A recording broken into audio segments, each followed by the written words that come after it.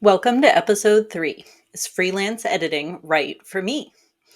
When you've been working as an educator for years and you've always pictured yourself as having a secure, salaried position, the thought of freelancing or owning your own business can be daunting.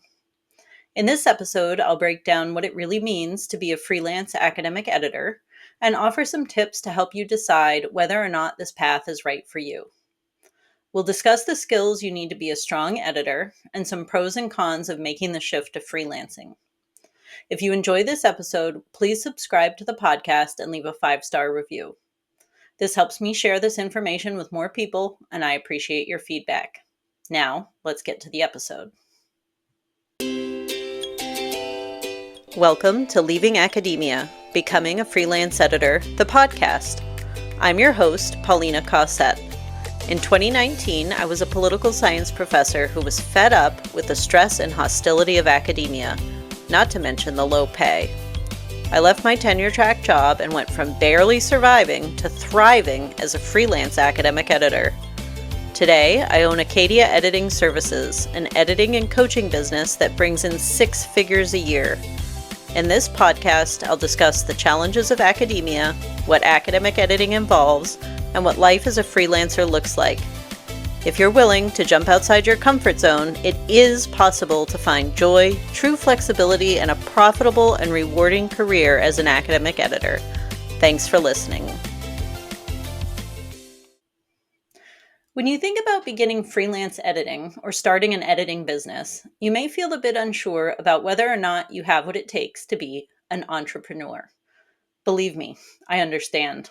I never imagined that I could own my own business.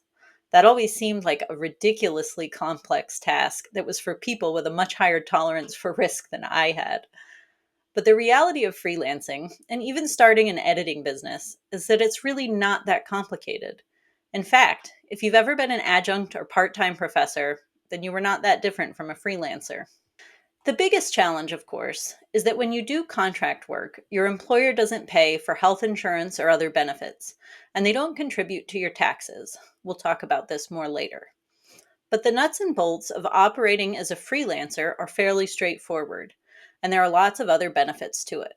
First, you truly do get to set your own hours and schedule. As long as you return the edited files by the deadline, and they're edited accurately, it doesn't matter when you complete the work. You could do it on a 9 to 5 schedule, early in the morning before your kids get ready for school, or late at night if you're more of a night owl. It's totally up to you. Second, you can work from anywhere you want as long as there's an internet connection.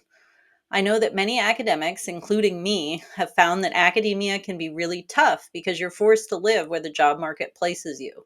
If you have a close relationship with family or strong geographic preferences, or a partner who has to be somewhere specific for their job, then finding a location to settle down at can be really challenging.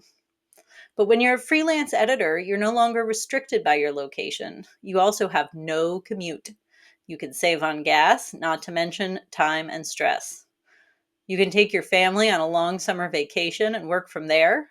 Or, even better, you can take the time off completely. No work, no guilt, just fun and quality time with your loved ones. It doesn't get better than that. Before we get into a more detailed discussion of how you earn money as a freelancer, let's briefly cover the skills you need to do the job. When you think about leaving academia and moving to industry, which can be a sort of nebulous concept for people in the social sciences and humanities, what does industry even mean exactly? It's common to question how you can apply your skills to that new role and how you can talk about those skills when you're drafting your resume. But it's quite a bit easier to understand how your knowledge and skills in academic writing and publishing translate to a career as an academic editor. For example, to be an editor, you need to be a strong writer. Some people disagree with me on this and say that every editor should complete a certificate program in editing, which can run between $2,500 and $6,000. The problem with this advice is that academics, particularly faculty who have published before, already know how to edit scholarly research. You do it every day in your academic job. You just don't call it editing.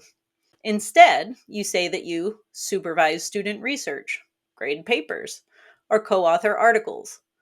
All of these tasks require you to do academic editing in some form, even if you don't have the time to correct every misspelled word or inaccurate phrase in a student's essay. In my view, this makes editing certificate programs a nice to have if you want it, but definitely not mandatory. And after hearing from faculty who have completed some of these programs, I'm even more convinced that they're not necessary, unless you'd enjoy doing it or you think you need the extra practice. For instance, an English professor who completed an editing certificate program at the University of Wisconsin told me, quote, "I liked it. Some of it was redundant for me because of overlap between editing and what I do as an English professor, but some was new and very useful, and I had good instructors. They did some on the business end that you mentioned, but not much." End quote.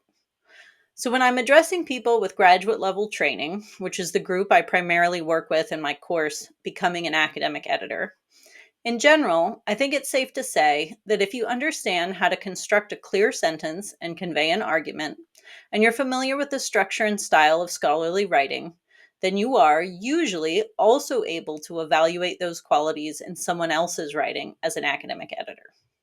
Of course, this is something you have to assess for yourself. You know your skills the best.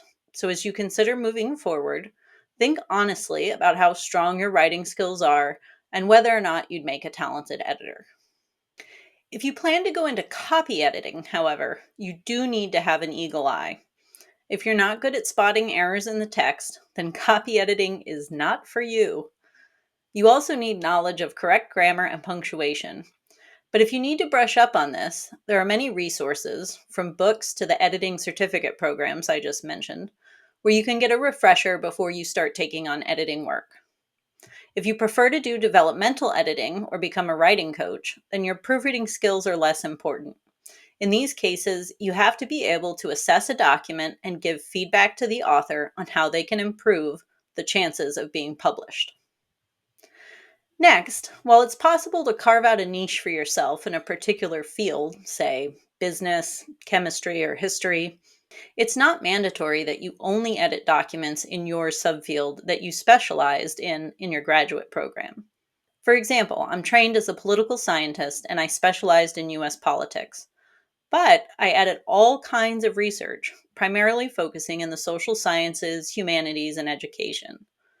What's most important is that you can comprehend the writing and offer feedback to help the author improve the text. How much value can you add in these different subfields? Moreover, any graduate level training or publishing experience you have will be a huge advantage for you if you decide to become an editor. Scholars want to work with editors who understand academic publishing, the process and strategies, but also the challenges and stumbling blocks. If you've been there yourself, even if you don't have an extensive publication record, you'll be very attractive as an editor for clients. The next thing you need to be an editor is some technical skills. Most clients send me their files in Microsoft Word, and track changes is the most common way to track your edits. Obviously, you need to know how to use email, schedule phone calls with clients, create invoices, and other aspects of running a business, all of which I go over in my course on becoming an editor. But none of this is rocket science, and you can hire out things like making a website if you really need to. I also offer a course called Essential Skills for Academic Editors. In it, I walk you through the various word menus and tools that you'll commonly use when editing, including showing screen shares of how I edit a journal article and a dissertation. I'll put a link to this course in the show notes in case you're curious. Finally, you need people skills. Ultimately, you're running a business. You want to make it as easy as possible for people to find you, hire you, and pay you. That requires flexibility. But at the same time, you have to be super flexible now in academia. You have to bend over backwards for your students, your colleagues, your administrators, and you have to do things all the time that you don't want to do, like go to faculty meetings. The awesome thing about owning your own business is that aside from making sure that you return a stellar product to the client and that they're happy with your work, you don't have to do anything you don't want to do. For example, I once was in conversation with a potential client who kept haggling with me on prices. He kept trying to get me to lower my price because he promised that he would send me more work later on. I finally got fed up because I felt like he didn't value my expertise. And I sent him a very polite email that said, "Thank you for considering me, but I don't think we're a good fit." What? Isn't that amazing? And I've never talked to the guy again. You can't do that in academia. You have to keep seeing those awful people over and over and over again, and you can never escape them. Clearly, I'm ranting based on personal experience, but I'm sure plenty of you out there understand. Ultimately, you do need to be client focused in running a business, but you don't have to put up with abuse or disrespect or any of the other garbage that academia subjects you to on a daily basis. Now, before we start our discussion of income, let me offer a quick caveat. Depending on which country you live in, freelance work will be governed by different policies and laws. I live in the US, so the information I offer is primarily US centric, but I've also freelanced for companies in Canada and the UK. If you have questions about freelancing, taxes, or legal advice, be sure to check with a local attorney, accountant, or other employment resource to be sure of any details.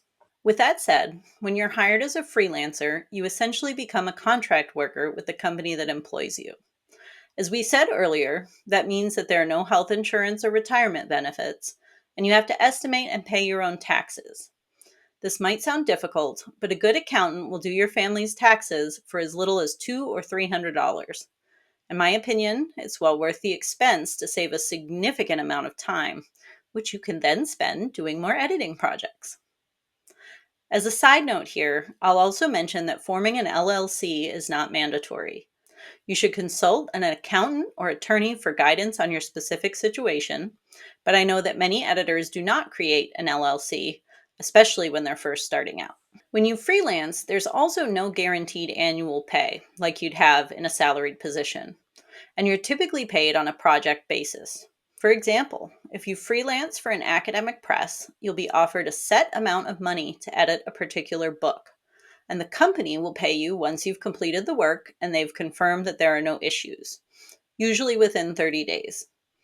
Alternatively, if you work for an editing agency, they'll pay you at the end of the month for all the projects you completed during the preceding 30 days.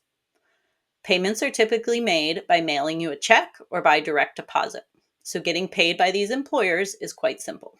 Now, here's an important point, so make sure you focus in with me. Your potential income is going to depend a lot on how quickly you can edit.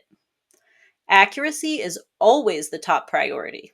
If you return documents to your clients with lots of errors, they're not going to hire you again and you're going to get a bad reputation. And even though it may take longer at first to ensure that accuracy, as you get more experience, you can get faster and thus make more money. Some people, though, are very slow readers and even slower editors. It's important to understand that if it takes you a long time to read an academic article and make corrections to it, that's going to hurt you in this business. It doesn't mean it's impossible to be an editor. You're just not going to be able to earn as much as someone who can edit a lot faster. But if you can read quickly, spot errors, and make corrections efficiently while still being very accurate, then you can do really, really well financially. There are also a lot of tools that you can use in Microsoft Word that can help you increase your editing speed. We'll talk about those in a future podcast episode. Your freelance income also depends on how much you can work each week. The beauty of this career is that you have all the flexibility you want, but at the same time, you don't make money when you're not working. As you decide whether or not this job is for you, be honest about how many hours you have available each week to dedicate to editing, depending on your personal and family situation. There may also be a seasonal factor. In my case, I live in Maine and I have small children.